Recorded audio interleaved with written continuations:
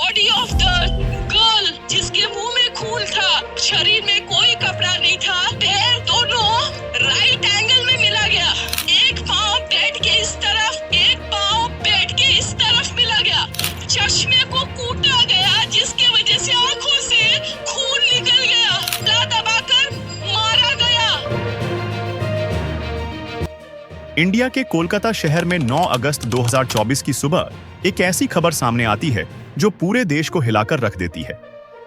यह खबर थी एक 31 साल की महिला डॉक्टर की, जो कोलकाता के आर जकर मेडिकल कॉलेज एंड हॉस्पिटल में अपनी ट्रेनिंग कर रही थी। हॉस्पिटल जैसे सुरक्षित माने जाने वाले जगह पर इस महिला डॉक्टर का मर्डर एंड रेप होना काफी चौंक आने वाला था। इस घटना का खुलासा तब हुआ जब डॉक्टर के डेथ बॉडी का पोस्टमार्टम किया गया। इस रिपोर्ट ने लोगों की रूह तक को हिला दिया, क्योंकि यह मामला सिर्फ एक मर्डर का नहीं था, बल्कि कि इससे कहीं ज्यादा खौफनाक केस था। पोस्टमार्टम रिपोर्ट में खुलासा हुआ कि उस डॉक्टर की हत्या गला घोंटकर की गई थी, इतनी ताकत से कि उनका थायराइड कार्टिलेज तक टूट गया था। इस हत्या के पहले डॉक्टर ने अपनी जान बचाने के लिए कोशिश किया था। इसका सबूत उनके शरीर पर मिले कई निशानों से मिला। सबसे डरावना सच तब सामने आया जब डॉक्टर के प्राइवेट पार्ट्स पर घावों के निशान पाए गए। इससे साफ हुआ कि यह सिर्फ मर्डर का मामला नहीं था, बल्कि यह रेप के बाद किया गया एक खौफनाक हत्याकांड था। हॉस्पिटल के परिसर में इतनी बड़ी घटना हो जाती है और किसी को कानों कान खबर तक नहीं होती। क्या उस रात कुछ ऐसा हुआ था जिसे जानकर आप गुस्से से बौखला जाओगे? क्या वहां कोई और था जिसने इस क्रूर घटना को अंजाम दिया? और अगर था, तो आखिर कौन था? इन्हीं सवालों के जवाब खोजते हुए हम आज की इस वीडियो में आपको बताएंगे कि आखिर क्या हुआ था उस रात इस मेडिकल कॉलेज के शांत माने जाने वाले परिसर में। जब आपको सच का सामना होगा तो यकीन मानिए आपके भी रोंगटे खड़े हो जाएंगे। Guys, before starting this video, let me tell you कि मैं यहां पर उन फीमेल डॉक्टर को श्रुति नाम से रेफर करने वाला हूं, एंड ये उनका रियल नेम नहीं है, सो कंफ्यूज मत होना। श्रुति एक जूनियर डॉक्टर जो कि कोलकाता के RG Kar medical college and hospital से अपनी डॉक्टर की ट्रेनिंग ले रही थी 8 अगस्त 2024 को। और दिन की तरह श्रुति अपनी नाइट शिफ्ट पर होती है और वह अपनी जॉब कर रही होती है। तभी रात के 11 बजे उन्हें अपनी मदर का फोन आता है, जैसे कि हर दिन आता था, क्योंकि पेरेंट्स को तो अपने बच्चों की चिंता हमेशा होती है। श्रुति की मदर उनसे पूछती है कि क्या तुमने खाना खा लिया और तबीयत वगैरह तो ठीक है तुम्हारी? जिसके रिप्लाई में श्रुति बोलती है कि उनकी तबीयत एकदम ठीक है और वह बस अभी कुछ पेशेंट्स को देखने जा रही है, जिसके बाद वह अपने कलीग्स के साथ बैठकर खाना खाएंगे। अपनी मदर से बात करने के बाद श्रुति पेशेंट्स को देखने राउंड पर निकल जाती है, सारे पेशेंट्स को देखने में और अपना काम खत्म करने में। श्रुति को रात के 2 बज जाते हैं, जिसके बाद वह अपने कलीग्स के साथ जाकर हॉस्पिटल कैंटीन में ही बैठ जाती है, जहां मिलकर यह लोग अपना खाना भी खाते हैं और साथ साथ थोड़ी बातें भी करते हैं।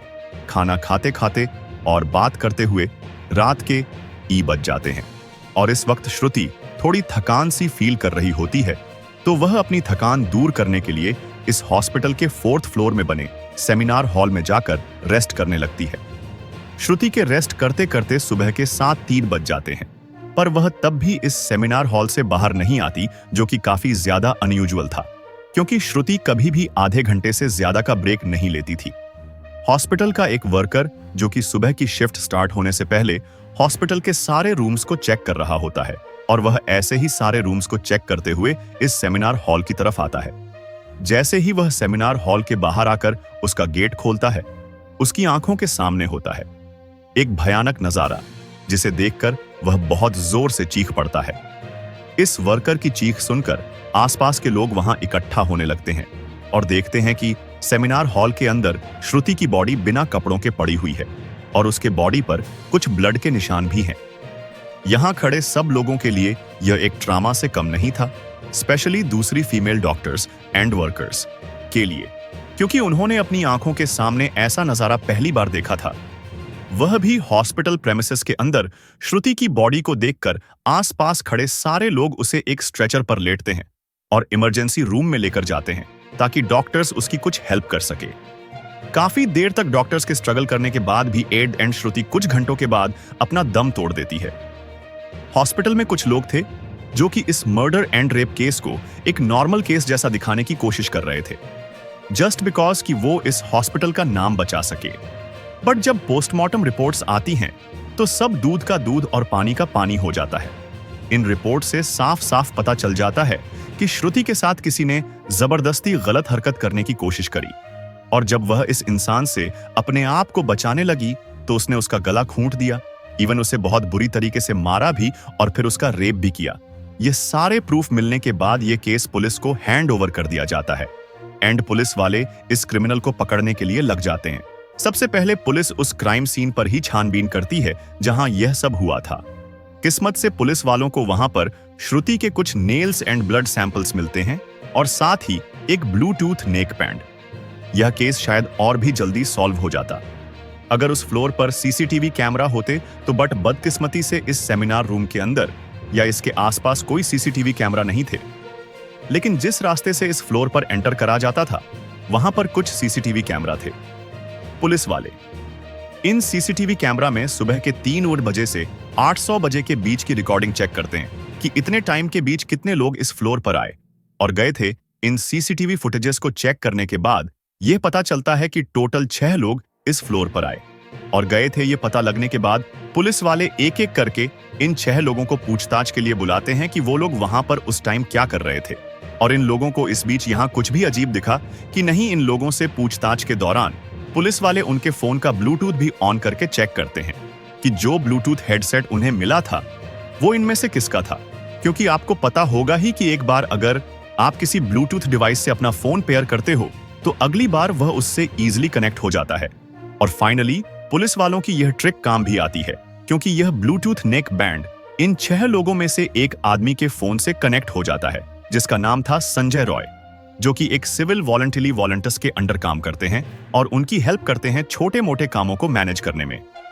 लाइक आपने बहुत सारे फेस्टिवल्स, अनऑथराइज्ड पार्किंग या भीड़ भाड़ वाले एरिया में देखा होगा कि कुछ ब्लू कलर की यूनिफॉर्म्स पहनकर ऑफिसर्स खड़े रहते हैं, जिनका काम होता है कि विदाउट एनी रीजन कहीं पर भी ज्यादा क्राउड इकट्ठा ना हो। तो अब पुलिस वालों को अपना पहला कातिल मिल चुका था, जिसके बाद वह संजय रॉय से और गुस्से से पेश आने लगते हैं। बट संजय पुलिस वालों की किसी बात का भी जवाब नहीं दे रहा होता, क्योंकि वह काफी ज्यादा नशे की हालत में था। इस बीच पुलिस वाले संजय का फोन भी चेक करते हैं, जिसमें उन्हें भर भर के पोर्नोग्राफिक कंटेंट मिलता है, जिससे उनका शक यकीन में बदल चुका था कि संजय ही श्रुति के मर्डर का मेन कंप्लीट है। इसके बाद पुलिस वाले संजय रॉय को और ज्यादा डराने लगते हैं एंड फाइनली वह डर कर अपना गुनाह कबूल भी कर लेता है कि उसने ही श्रुति को मारा है और उसका रेप किया है। यह पता लगते ही कुछ पुलिस वाले और प्रूफ कलेक्ट करने संजय रॉय के घर जाते हैं, जहां पर उन्हें एक शू मिलता है जिसके ऊपर कुछ खून जैसे ही धब्बे थे। तो पुलिस वाले उसका सैंपल कलेक्ट कर लेते हैं। थोड़ी और तलाशी लेने पर पुलिस वालों को संजय के घर के बाहर कुछ कपड़े सूखते हुए दिखते हैं, और यह वही कपड़े थे जो कि उस दिन संजय ने पहने थे, क्योंकि यह सब सीसीटीवी कैमरा में कैप्चर हो गया था, जिससे जाहिर था कि संजय यह प्रूफ मिटाने की भी कोशिश कर रहा था। बट जब संजय को पूछताछ के लिए पुलिस स्टेशन में लाया गया था, उस वक्त वो काफी ज्यादा नशे की हालत में था। तो क्या वह यह सब बस इसलिए कर रहा था ताकि उसे कम सजा मिले, जस्ट बिकॉज वह उस वक्त नशे में था? बाद में जब पुलिस वाले उस शू पर लगे ब्लड सैंपल्स को चेक करवाते हैं तो वह भी श्रुति के ब्लड से मैच हो जाता है, which was a solid proof against him। इन सारी रिपोर्ट्स एंड डिटेल्स को एक साथ कंबाइन करके पुलिस वालों को पता चलता है कि उस रात संजय रॉय काफी ज्यादा नशे की हालत में था और वह रात के 11 बजे हॉस्पिटल में एंटर करता है। संजय अक्सर उस हॉस्पिटल में नाइट शिफ्ट किया करता था, तो उसे यहाँ की काफी अच्छी नॉलेज भी थी कि कहां पर कैमरा है और कहां पर नहीं। तो वह आराम से इस हॉस्पिटल के 4th फ्लोर पर जाकर बैठ जाता है, क्योंकि वह नहीं चाहता था कि कोई उसे ज्यादा नशे की हालत में देखे, वरना वह अपनी जॉब से हाथ धो सकता था। 4th फ्लोर पर आते ही वह अपना आराम से सो जाता है। जब उसकी आंख खुलती है तब तक सुबह के 3 बज चुके थे। तभी संजय के नजर श्रुति पर पड़ती है, जो कि रेस्ट करने सेमिनार हॉल में जा रही थी। श्रुति को अकेला देखकर संजय के इरादे बिगड़ने लगते हैं। वह पहले काफी देर तक इस फ्लोर के चक्कर लगाने लगता है, यह कंफर्म करने के लिए कि कोई यहां पर ज्यादा आ तो नहीं रहा। जब उसे लगता है कि हां, उसका रास्ता साफ है, तो वह 400 बजे सेमिनार हॉल के अंदर एंटर करता है और फिर वहां से 445 पर बाहर आता है। इन 45 मिनट्स तक श्रुति के साथ इस आदमी ने क्या क्या किया होगा और वह कितने पेन से गुजरी होगी, यह सोचकर ही किसी का भी दिल सहम जाएगा। स्पेशली श्रुति के पेरेंट्स, जिन्होंने इतनी उम्मीद से और सैक्रिफाइस करके अपनी बच्ची को डॉक्टर बनने भेजा था। एंड श्रुति अपने पेरेंट्स की अकेली बेटी थी, तो उनके लिए तो यह किसी सदमे से कम नहीं होगा। एंड गाइस, यह केस अभी भी क्लोज नहीं हुआ है और 23 अगस्त तक संजय राय को कस्टडी में रखा जाएगा। इस कातिल इंसान के साथ क्या होना चाहिए, आप कमेंट में जरूर बताना और इस केस रिलेटेड जानकारी देखने के लिए चैनल सब्सक्राइब करें। Thank you.